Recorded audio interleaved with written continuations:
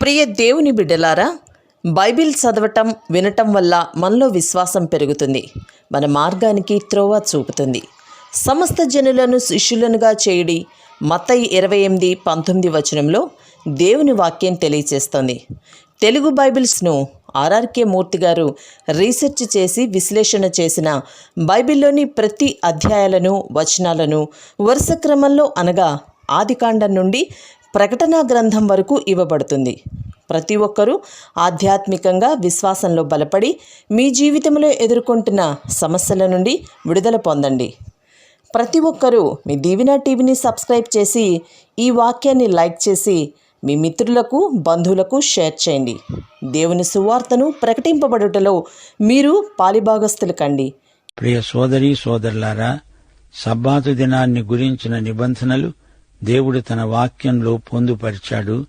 నిర్గమకాండం 16వ అధ్యాయం 25వ వచనం నుండి వినండి. మోషే అన్నాడు, నేడు మన్నాను తినండి, నేటి దినం యెహోవా విశ్రాంతి దినం.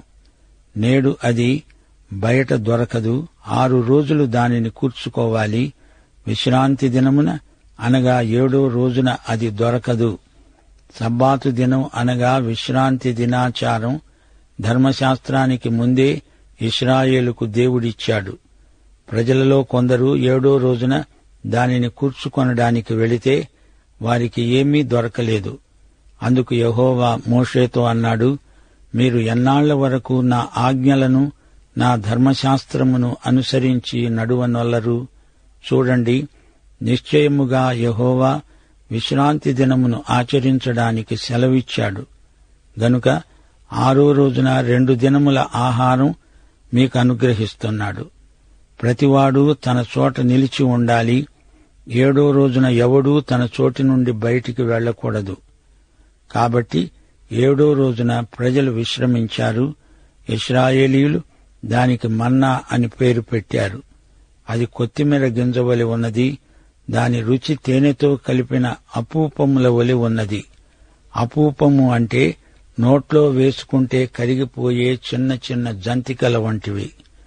ఈ మన్నాను ఎలా వర్ణించాలి? తళతళ మెరిసే చిన్న చిన్న ముత్యపు పూసల్లాగా ఉంటాయి. ఇందులో బలవర్ధకమైన విటమిన్లెన్నో ఉన్నాయి. ఎంతో రుచిగల గింజలు. ఇంత రుచిగా ఉన్నా ఆ ప్రజలు ఇంకా సణుగుతూనే ఉన్నారు. సంఖ్యాకాండం 11వ అధ్యాయం 4-5 వచనాలు. వారి మధ్యనున్న మిశ్రిత జనం మాంసాపేక్ష అధికముగా కనపరచగా ఇశ్రాయేలీయులు మరలా ఏడ్చి అన్నారు, మాకెవరు మాంసం పెడతారు? ఈజిప్టులో మేము ఉచితముగా తిన్న చేపలు, కీరకాయలు, దోసకాయలు, కూరాకులు, ఉల్లిపాయలు, తెల్లగడ్డలు జ్ఞాపకం వస్తున్నాయి. ఇప్పుడు మా ప్రాణం సొమ్మసిల్లింది. చూచారా, ఇదంతా మిశ్రిత జనాంగపు సణుగు.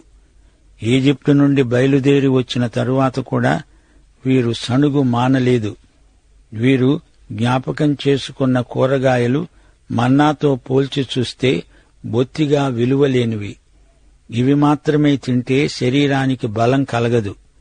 వాటిలో బలమిచ్చే విటమిన్లు లేవు. రోజుకొక యాపిల్ తింటే వైద్యునితో పని లేదు అంటారు. ఆ విధంగా ఉల్లిగడ్డలు, ఉల్లిపాయలు తినండి. ఎలాంటి నోటి వాసన వస్తుందో మనకు తెలుసు. మిశ్రిత జనాంగం వెనకటి రోజులే బాగున్నాయని ఏడుస్తున్నారు. అసలు వీరు ఎందుకొచ్చారో అర్థం కాదు. ఇప్పుడు మా ప్రాణం సొమ్మసిల్లింది, ఈ మన్నా కాక మా కన్నుల ఎదుట మరేమీ లేదు అని చెప్పుకున్నారు. ఆ మన్నా కొత్తిమీర గింజవలి ఉన్నది. చూడడానికి అది బోళము వలి ఉన్నది. మన్నా ప్రతి ఒక్కరికి రుచి అనిపించే ఆహారం. దేవుణ్ణి ప్రేమించేవారు దేవుడు తన చేతితో పెట్టిన ఆహారం ఇష్టపడతారు. కాని వీరు మిశ్రిత జనాంగం. వీరికి దేవుడెవరో తెలియదు. జనులు తిరుగుతూ దానిని కూర్చుకొని తిరగలితో విసిరి రోట దంచి పెనము మీద కాల్చి రొట్టెలు చేశారు. దాని రుచి కొత్త నూనె రుచిలాగా ఉన్నది. రాత్రియందు మంచు శిబిరము మీద కురిసినప్పుడు ఆ మన్నా దాని వెంటనే పడింది. మన్నా అనేక రకాలుగా వండుకోవచ్చు. దాన్ని పిండి పట్టవచ్చు, చపాతీ చేసుకోవచ్చు, లేదా అట్టు దోశ వేసుకోవచ్చు. ఏదైనా చేయొచ్చు. స్త్రీలు తమ నేర్పును ఉపయోగించి కొత్త కొత్త ప్రయోగాలు కూడా చేయవచ్చు. అయితే మిశ్రిత జనాంగం ఇంత మంచి ఆహారం వద్దని ఈజిప్టు దుంపకూరల కోసం ఏడ్చారు. దేవదూతల భోజనం తినక విలువలేని తిండి కోసం ఏడ్చేవారికి ఆధ్యాత్మిక విలువలు ఏమి తెలుస్తాయి? మన్నా తిని ముఖం మొత్తింది అంటున్నారు. ఈజిప్టులోని కూరగాయలు కావాలని సణుగుతున్నారు. అక్కడి మాంసపు కుండలను జ్ఞాపకం చేసుకుంటున్నారు.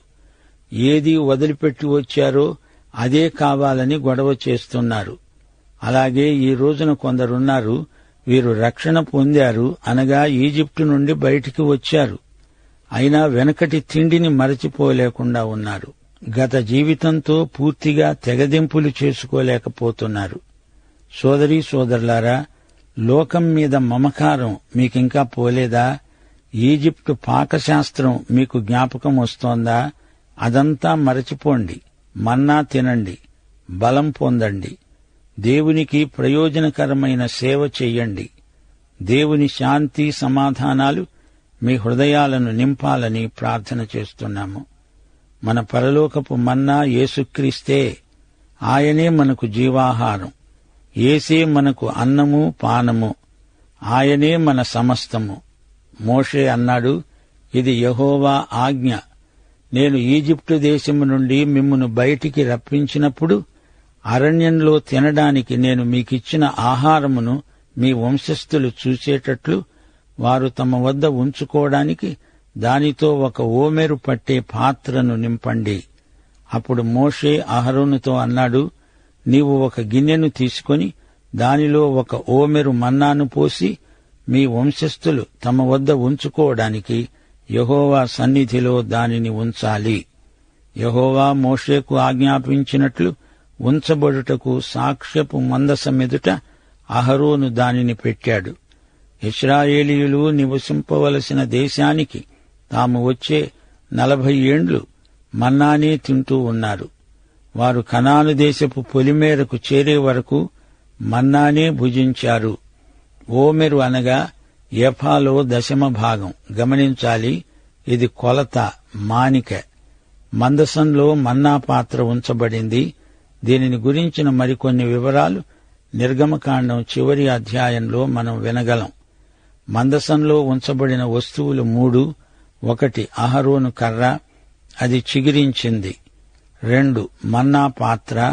3 దశాజ్ఞల పలకలు. ధర్మశాస్త్రమిచ్చే సాక్ష్యమిదే. యేసుక్రీస్తు తప్ప మరెవరూ ధర్మశాస్త్రాన్ని పూర్తిగా నెరవేర్చలేరు. ఆయనే నెరవేర్చాడు.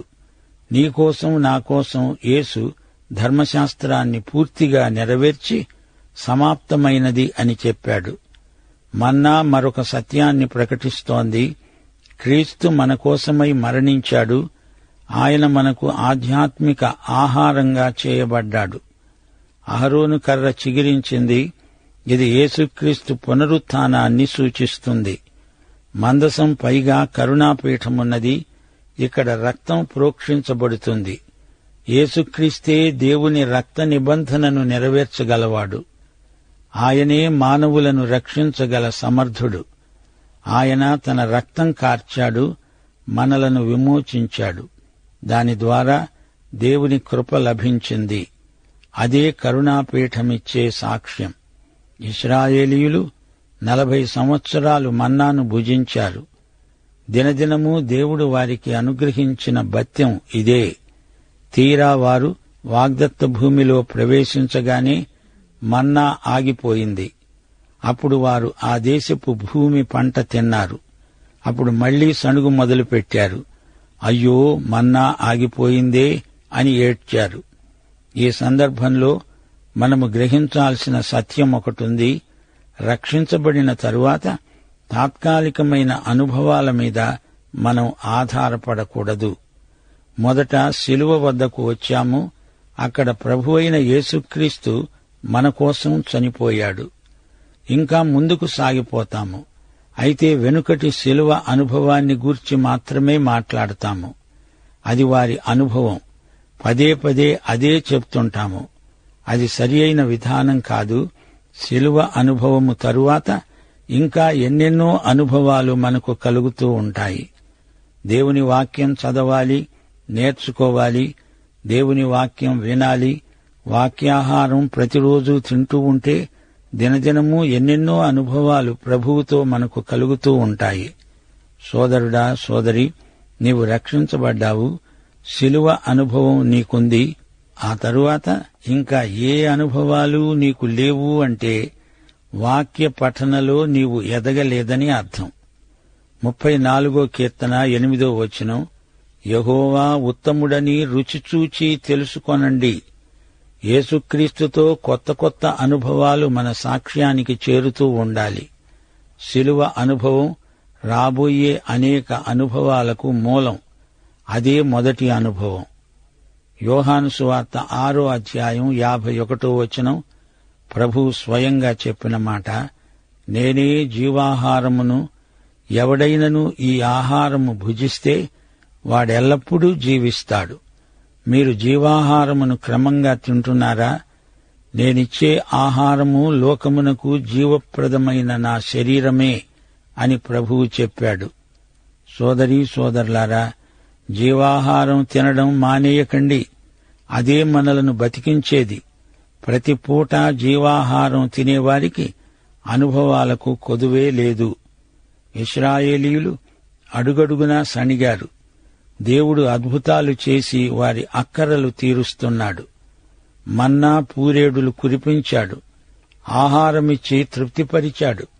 తన ప్రజలలో ఇలాంటి అనుభవాల ద్వారా విశ్వాసం వృద్ధి అవుతుందని ఆయన ఆశించాడు. యేసుక్రీస్తు శిష్యులు కూడా 3.5 సంవత్సరాలు ఆయనను వెంబడిస్తూ అనేక రకాల అద్భుతాలు ఆయన చేస్తూ ఉంటే చూచారు. మార్కు సువార్త 16వ అధ్యాయం 14వ వచనంలో ప్రభువు వారిని గద్దించాడు.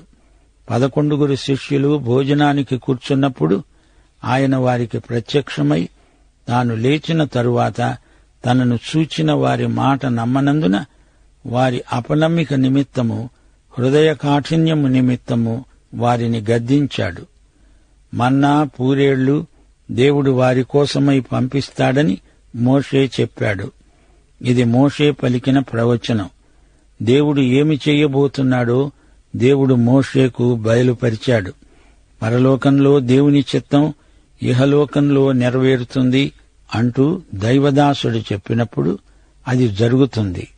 పూరేళ్లు సరిగా అదే సమయానికి అక్కడికే వచ్చి పడేటట్లు దేవుడు చేశాడు. పరలోకంలో దేవుడు ఏది విడుదల చేస్తాడో అదే ఈ లోకంలో విడుదల అవుతుంది. పరలోకంలో ఏది బంధించబడుతుందో అది ఈ లోకంలో బంధించబడుతుంది. అనగా దైవదాసుడు ఇక్కడ విడుదల చేసింది అంతకు ముందే పరలోకంలో విడుదల అయింది అని గ్రహించాలి. మన్నా అంటే ఇదేమిటి అని ప్రశ్న. ఆ ప్రశ్నకు జవాబు మన్నాయే. ఇది పరలోకము నుండి దేవుడు పంపిన ఆహారం. అలాగే యేసుక్రీస్తును చూచి లోకం ఈయన ఎవరు అని ప్రశ్నిస్తుంది. దానికి జవాబు ఈయనే పరలోకము నుండి వచ్చిన రక్షకుడు, ప్రభువు. మన్నా సమాచారం చరిత్రలో నుండి మన అనుభవాలలోకి వచ్చింది. ముందు మంచు కురిసింది. ఆ మంచు పైన పరిచినట్లు మన్నా కురిసింది. ఇది సహజాతీతమైన సంఘటన. దేవుడే దీనికి కర్త. మన్నాను ఇచ్చినవాడు దేవుడే. అది మనుష్యులు చేసింది కాదు. అంతకు ముందు ఎవరూ దానిని చూచి ఉండలేదు. 40 సంవత్సరాలు ఎడతెగక దేవుడు వారికి మన్నాను కురిపించాడు. ఇది పరలోకము నుండి దేవుని ప్రజలకు మాత్రమే లభించే ఆహారం. ఇది 6 రోజులు మాత్రమే కురిసింది. సబ్బాతు నాడు మన్నా కురవలేదు. దీనిని నిలువ ఉంచడానికి వీల్లేదు. ఇది భూమిలో నుండి మొలిచింది కాదు. అయితే ఈ మన్నా దేవుడు స్వయంగా తీసి పాత్రలో ఉంచాడు. పాత్రలోని మన్నా ఎన్నో సంవత్సరాలు అలాగే ఉన్నది, చెడిపోలేదు. మన్నా దేవదూతల ఆహారం, పరలోకము నుండి కురిసిన ఆహారం. ఈ మన్నాను గురించి యేసు ప్రభువే స్వయంగా సాక్ష్యమిస్తూ అన్నాడు, ఇది మోషే ఇచ్చినది కాదు, దేవుడిచ్చింది. మన్నా ఒక ఆర్థిక సూత్రాన్ని విశ్వాసులకు నేర్పుతుంది. దేవుడు తన మహిమ నిమిత్తం తన విశ్వాసుల కనీసపు అక్కరలు తీరుస్తాడు. ఆహారం అనుదినము దేవుడు మన అక్కర కొలది ఇస్తాడు. పేరాశతో కూడబెట్టుకోవడం తగదు. ఏ రోజు మన్నా ఆ రోజే తినాలి. మన్నా పాత్ర బంగారంతో చేయబడింది. అది దేవుడు భద్రపరచిన మన్నా. లేకపోతే ఈ మన్నా అంతకాలం ఉండదు. ఈ సందర్భంలో ఒక విషయం శ్రోతలు గ్రహించాలి. అప్పుడప్పుడు బలి ఇవ్వబడిన పదార్థాలలో కొంత ప్రజలు తినేవారు. మన్నా, పూరేళ్లు ముఖ్యమైన ఆహారం. సోదరీ సోదరులారా, దేవుడు చేసే అద్భుతాలకు ఎల్లప్పుడూ ఒక కారణం ఉంటుంది. మత్తయి సువార్త 11వ అధ్యాయంలో ప్రభు అన్నాడు, అయ్యో కొరాజీనా, అయ్యో బెత్సైదా, మీ మధ్యను చేయబడిన అద్భుతములు తూరు సీదోను పట్టణములలో చేయబడిన ఎడల ఆ పట్టణముల వారు పూర్వమే గోనెపట్ట కట్టుకొని బూడిద పోసుకొని మారు మనస్సు పొంది ఉండేవారు. ఏ ఏ పట్టణాలలో ఆయన విస్తారమైన అద్భుతాలు చేశాడో ఆ పట్టణముల వారు మారు మనస్సు పొందకపోవుట వలన ఆయన వారిని గద్దించాడు. దేవుని అద్భుతాలు మనుష్యులను మారు మనస్సుకు ప్రేరేపించాలి. మా శ్రోతలు ఈ సత్యాన్ని గ్రహించాలి. దేవుని అనుగ్రహం మారు మనస్సు పొందడానికి ప్రేరేపిస్తుంది. అయితే ఆయన అనుగ్రహైశ్వర్యము, సహనము, దీర్ఘశాంతము చూచి కూడా మనిషి తృణీకరిస్తున్నాడు. మానవుని కాఠిన్యము, మార్పు పొందని హృదయమును అనుసరించి మానవుడు తనకు తానే దేవుని ఉగ్రతను సమకూర్చుకుంటున్నాడు. సోదరీ సోదరులారా, దేవుడు తన బిడ్డల నుండి కోరుతున్నది పరిశుద్ధత. దేవుడు అంటున్నాడు, నా బిడ్డలారా, మీరు పరిశుద్ధులై ఉండండి. అయితే దేవుని కుమారుడైన యేసుక్రీస్తు ఈ లోకానికి వచ్చి నేను పరిశుద్ధుడనై ఉన్న ప్రకారము మీరు పరిశుద్ధులై ఉండండి అని మనకు మాదిరి చూపాడు. పరిశుద్ధాత్మ మనలో ఉండి పరిశుద్ధతను అమలుపరచడానికి మనకు సహాయం చేస్తున్నాడు, బలపరుస్తున్నాడు. 16వ అధ్యాయంలో మనము నేర్చుకుంటున్న సత్యమిదే. మనం చేసే పని, మన భోజనం, మన విశ్రాంతి, ఇవన్నీ మన ఆరోగ్యానికి, పరిశుద్ధ జీవితానికి దోహదపడేటట్లు దేవుడు చేశాడు. పరిశుద్ధ జీవితం మన విషయంలో దేవుని చిత్తం. రోమాపత్రిక 8వ అధ్యాయం 28వ వచనం ప్రకారం మన జీవితంలో జరిగే ప్రతి సంఘటన మన పరిశుద్ధ జీవితానికి ఉపకరించేటట్లు దేవుడు చేస్తాడు. అరణ్యంలో దేవుడు తన ప్రజలకు మన్నా భోజనం పెట్టాడు. అది ఎంతో ఆరోగ్యకరమైన ఆహారం. ప్రజలు సణిగారు. దేవుడు దీర్ఘశాంతం కనపరిచాడు. తన ప్రజలు రాను తన చిత్తాన్ని నేర్చుకోవడానికి దేవుడు వారికి అవకాశమిచ్చాడు.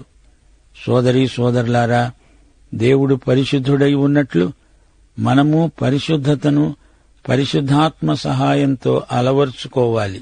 పరిస్థితులను చూచి నిరుత్సాహపడకూడదు, సణగకూడదు. దేవుని వాక్యం మనకు ఇదే సత్యం నేర్పుతున్నది.